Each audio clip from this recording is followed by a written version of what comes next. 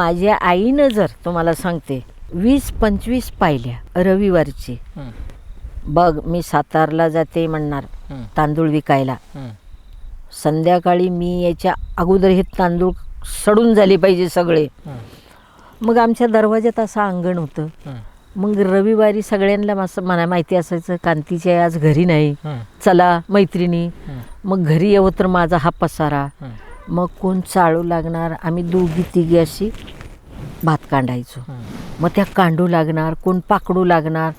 आई याच्या अगोदर ते सगळं करून 10-12 पहिल्यात तांदूळ करून तयार करून ठेवायचं.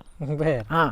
आणि मग काय 1 तास मिळू अर्धा तास मिळू मग ती लंगडी खेळायची माझ्याच अंगणात. कोण कोण असायचं ते पोरी कोण कोण होत्या? पुरी वय एकीचं नाव होतं छगी, ती हाय करंज्यात सातार करंज. एक असायची नकुशी, ती हाय सोनगाव म्हणून सातारेकडं. एक असायची शांती, ती तुम्हाला सांगते असायची आत्ता तिला कुठं कारीत का कुठं दिले. एक असायची तानू, ती मेड्यात दिले. एक असायची पवित्रा, ती आमच्या रेटकवलीत दिले. एक असायची तारी, ताराबाई म्हणून, ती काळोशीत दिले.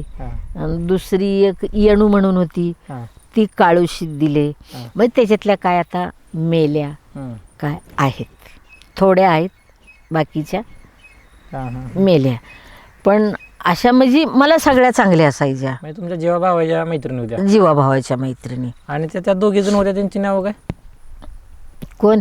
ते ज्यांच्यासाठी तुम्ही तुमच्या पुरीच्या सासूबरोबर भांडला, ती मुली सासूबरोबर भांडलेला, मुलीच्या सासूबरोबर भांडलेला मग. हां. त्या दोघींचं नाव काय होतं? एकीचं सुगाबाई आणि एकीचं जनाबाई. मला वाटतं मला असं कळलंय की जनाबाई मेली म्हणून.